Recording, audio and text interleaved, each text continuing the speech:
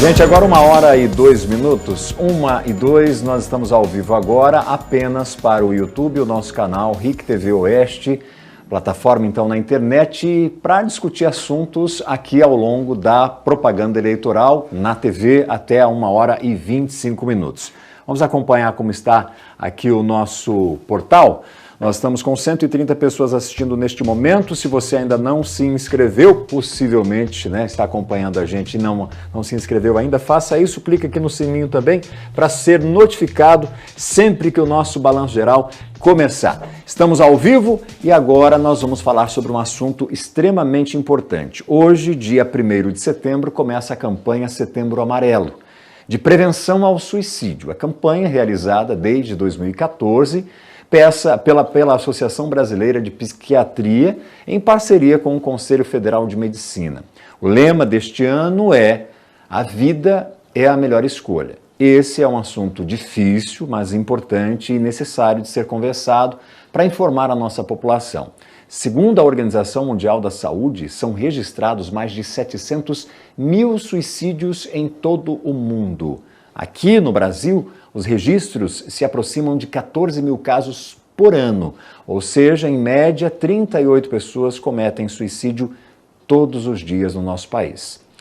E é para falar sobre isso que eu recebo aqui no estúdio do Balanço Geral Claudemir Desto, que é psicólogo e também coordenador do Centro de Valorização de Vida, e a Ana Carolina, que também está aqui com a gente, que ela é gerente de saúde mental de Cascavel. Primeiro, obrigado por vocês terem aceitado o nosso convite, bater esse papo, falar sobre um tema tão delicado e, ao mesmo tempo, tão importante. Começo com você, Claudemir, com uma pergunta muito simples, muito básica. A gente tem visto os índices de suicídio crescerem.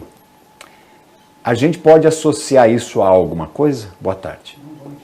Acho que no momento que nós estamos vivendo, há muita dor, há muito sofrimento, há muita depressão. Tem aumentado o índice dos transtornos mentais, porque, por incrível que pareça, apesar de haver muita comunicação, as pessoas parecem que perderam um jeito de conversar, todo mundo vivendo com muita pressa, né? Mas eu gostaria de falar aqui, divulgar as medidas de apoio à vida, falar da vida, falar do que nós temos para oferecer de apoio a essas pessoas, né? Certo. Já falo com você então sobre isso, deixa eu falar com a Ana, que tem um trabalho muito importante, representa um trabalho fundamental também, de graça, que é oferecido a toda a nossa comunidade, que é esse acolhimento. Ana, obrigado também por ter vindo participar dessa conversa. Como tem sido o trabalho de vocês no acolhimento dessas pessoas desesperadas? Nosso trabalho ele é constante, né? Como você mesmo disse, tem aumentado os casos de procura à psiquiatria e à psicologia. Com o início da pandemia do Covid-19, a gente vem observando esse aumento, né? E ele ainda permanece, até pela questão do estado de alerta que as pessoas ficaram, né, durante esse período tão tenso, né, da nossa vida, né? E sair desse estado de alerta, de ansiedade constante, leva um tempo. E por isso que agora as pessoas parecem estar um pouquinho mais adoecidas. Ao mesmo tempo em que a procura por ajuda cresceu, a gente viu que cresceu também o número de suicídio. Sim. Isso está relacionado, então, com esse período de isolamento, com esse período de incerteza, de dúvida da sua integridade física ou da permanência do seu ente querido no seu convívio? Sim, também está relacionado. É claro que a gente não tem como afirmar, né? Porque aí teria que estudar caso a caso. Certo. Mas a gente pode levantar essa hipótese, né? E o acolhimento dessas pessoas, ele é feito na unidade que é mais próxima deles, que é lá na unidade básica de saúde, no posto de saúde, na unidade de saúde da família, né? Justamente para que a pessoa se sinta envolvida na sua comunidade. E aí depois, quando a gente percebe que precisa de um acompanhamento mais especializado, aí vem para a rede de atenção especializada, os CAPs, o CASME, que aí a gente consegue fazer o acompanhamento em psiquiatria ou psicologia. Como é feito esse acompanhamento? O acompanhamento psiquiátrico, né, ele é indicado em casos que já estão agravados e que não conseguiu ter uma resolutividade dentro da atenção primária, né, que é as unidades de saúde. E aí ele é acompanhado pelo psiquiatra, que vai fazer os ajustes de medicação, e também vai fazer um encaminhamento para psicoterapia. E aí pode ser um acompanhamento semanal, quinzenal ou até mesmo através de grupos em alguns casos. Ótimo. E de graça para a população, o que tem hoje na rede sendo oferecida para esse acolhimento? Então, Valdir, primeiro eu queria fazer uma correção. Eu não sou coordenador atual, tá? Já fui. Ah, já foi. Hoje eu sou o porta-voz do CVV. Certo. É o encarregado de falar com a população. Certo. Você está mais com o social agora, de um assunto, de um tema Sim. Tão importante e relevante como esse que a gente está tratando. Para falar sobre esse tema, você tem que ter um certo preparo, porque é um tema muito sensível. Justo. A gente, inclusive, tem orientação para os meios de comunicação, no sentido de evitar abordar de uma certa forma para acabar não gerando um efeito contrário. Porque há um tabu, né, em se falar do suicídio. Nós, enquanto imprensa, a gente segue à risca todos os cuidados, todo o padrão para se abordar esse assunto. Mas no momento em que nós estamos tendo uma explosão de casos, essa semana mesmo nós tivemos casos de jovem, de 18 anos, que perdeu a vida, que optou por tirar a vida e obviamente que a partir de um momento de muito desespero. Então é com esse intuito, com esse objetivo mesmo, de nortear, de dizer, olha, você está passando por algum problema, tem algo lhe incomodando, algo que talvez você não consiga enxergar a solução, saiba que tem quem está preparado e oferece esse serviço de acolhimento. Muito importante. Através do número 188, que é gratuito, é sigiloso, a ligação é anônima, a pessoa nem precisa se identificar, ela vai conversar com um voluntário treinado de qualquer parte do Brasil. Nós recebemos cerca de 4 milhões de ligações por ano. São muitas ligações, mas ainda assim o CVV é pouco conhecido. Eu vejo aqui em Cascavel, muita gente não sabe que existe esse serviço 188. Daí elas ligam e pela demanda que as pessoas apresentam, é que eu digo para você que as pessoas estão solitárias, elas estão angustiadas, sem saber com quem conversar. Às vezes a gente vê muitos adolescentes que no próprio relacionamento com a família, às vezes os pais dizem que depressão é frescura, que é isso, que é aquilo, que ansiedade é frescura. Não é assunto sério. Quando ela liga no CVV, esse voluntário treinado a escuta. Ele faz o papel de um amigo provisório. Nós não resolvemos o problema da pessoa, mas nós emprestamos o nosso ouvido, o nosso ombro amigo para ela desabafar. Ela sente que ali ela é valorizada, ela é acolhida, ela é compreendida e só isso por si já tira grande pressão que leva as pessoas a pensar num ato extremo. Saber que ela é compreendida, que ela é acolhida ali. Então ela liga, a pessoa conversa 24 horas por dia, feriado, Natal, Ano Novo, não importa. 24 horas por dia, todos os dias do ano, tem um voluntário lá no outro lado da linha esperando para conversar com a pessoa. Há, inclusive, às vezes uma fila de espera, natural, quando a pessoa liga, tem gente na frente esperando, mas as ligações vão se completando, vão se finalizando e outras vão entrando, então é só a pessoa ter um pouquinho de paciência, né?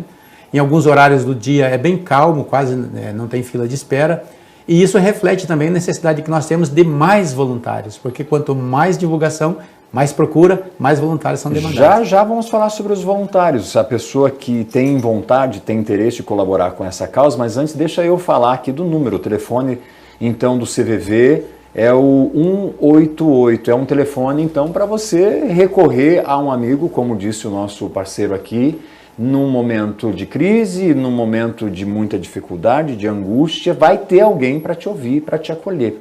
Mas, Ana, os suicídios, né, essas mortes, elas, via de regra, acontecem por pacientes, por pessoas que apresentam algum distúrbio, alguma doença mental. Como identificar isso antes que isso aconteça ou chegue a esse ponto? Um excelente ponto. Então, vamos conversar sobre isso. A nossa sociedade, às vezes, cobra que a gente exceda o nosso limite. E a gente tem que saber reconhecer o nosso limite. Então, a tristeza, ela está muito frequente, mais frequente do que deveria ser, já é um sinal de alerta. A solidão está frequente, é um sinal de alerta. A vontade de fazer as coisas rápido, de não esperar, de acontecer agora, é um sinal de alerta. Porque se a gente não tem paciência também para realizar as coisas, nem tudo a gente consegue num estalar de dedos. E aí a gente não consegue lidar com as nossas frustrações. Então, os extremos são sempre preocupantes. Estar muito ansioso, estar sem vontade de fazer as coisas, são sinais de alerta que a pessoa precisa já buscar ajuda. Não esperar se agravar, buscar logo no começo. Você falou do começo e a gente percebe também, estatisticamente agora falando, que há uma uma tendência, não dá para a gente usar esse termo, mas assim, historicamente, o que a gente tem visto aí é de que cada vez mais jovens estão tirando a própria vida. Esse caso que eu falei dessa semana, um rapaz de apenas 18 anos aqui em Cascavel. Como identificar, como pai e mãe vai tratar de uma situação como essa? Porque tem uma variação de indivíduo para indivíduo, o comportamento, o movimento que ele vai fazer para que alguém possa sinalizar alguma coisa, entender um pedido de socorro, ainda que velado, né? Sim, com certeza. Os casos dos adolescentes, eles costumam se isolar mais no quarto, não ter tanto convívio mais com a família, e isso já é um sinal de alerta bem grande, né? Mudanças na rotina desse adolescente, né, desse jovem, mudança em grupos de amigos, que a gente também precisa ficar atento se está sendo benéfico ou não para essa pessoa, né? E aí a gente vai trabalhando a conscientização, porque a gente não consegue obrigar a pessoa a trabalhar o emocional, mas a gente tem que conscientizar. E aí a gente vai trabalhando essa conscientização, se precisar de ajuda, as nossas equipes podem oferecer esse acolhimento e ir trabalhando junto para que a gente possa avançar. Porque eu te devendo uma resposta aqui. Eu queria acrescentar alguma coisa no que a Ana está falando. Por favor. É que os pais preocupados, eles podem acompanhar as redes sociais e notar se o tipo de postagem, as páginas que os filhos estão visitando, se tem a ver com esse tipo de assunto, é um sinal de que eles estão pensando, estão já às vezes com ideação. E isso serve de alerta. Mudou a rotina, mudou o tipo de página que ele curte, os posts que eles fazem, tem que ficar atento. Isso tem a facilidade que o acesso é fácil, né? Você consegue fazer esse monitoramento sem ter acesso especialmente ao perfil dessa pessoa. A gente vê que também tem aumentado muito a pressão por desempenho, né? A gente vive hoje numa sociedade consumista, individualista e competitiva, né? Então, o jovem cria uma expectativa, ou alimenta uma expectativa que é colocada sobre ele, e isso chega num nível insuportável, ele começa a não ver saída. A gente sabe que na fase da adolescência, a pessoa passa por muitas alterações de humor, de visão, ela oscila muito, não tem aquela segurança, está ainda estruturando a personalidade. E nessa fase, então, essa pressão ela é bem complicada, exerce um efeito nocivo sobre isso. Por isso eu defendo a ideia de que nós precisamos falar sobre o suicídio, né? Há pouco tempo que se conhece tratamento efetivamente que ajude mesmo o cidadão a se resolver as suas questões emocionais, as suas questões psíquicas. A psicologia é muito nova no nosso país, principalmente. Então, o trabalho de acolhimento, de aconselhamento e de direcionamento ainda é muito novo. Por isso, nós precisamos erguer essa bandeira, defender o Setembro Amarelo, para conscientizar e para dizer para aqueles que estão numa situação muito de desespero, que nós temos uma rede preparada para acolhimento. Vou reforçar aqui o telefone. É o 188, é isso? Isso mesmo, 188. Ela vai ser ouvida sem ser julgada, sem ser criticada. E às vezes uma pergunta simples que a gente faz ajuda a pessoa a clarear os caminhos. Por que você se importa tanto com a opinião do outro? Por que você tem que agradar as pessoas? Parece coisas simples, mas são nessa conversa que ela se desenvolve com cada pessoa de um jeito, porque em função da subjetividade da pessoa e do assunto que incomoda ela, mas o voluntário ele tem vários caminhos para ajudar a pessoa a enxergar, e às vezes uma coisa que estava tão nebulosa, de repente clareia, e a pessoa fala, mas gente, por que eu estou pensando isso, né? Então, era fácil, né? Era fácil. Muito obrigado pela participação, obrigado pelos esclarecimentos. Ana, mais uma vez, obrigado. Muito obrigada. Bom trabalho para vocês e vamos seguir com esse empenho todo aí. Quanto mais vocês puderem divulgar aí, né? Todo dia se puder fazer uma inserçãozinha na vinhetinha, liga 188, vai ajudar muita gente. Obrigado, meu irmão. Saúde para vocês.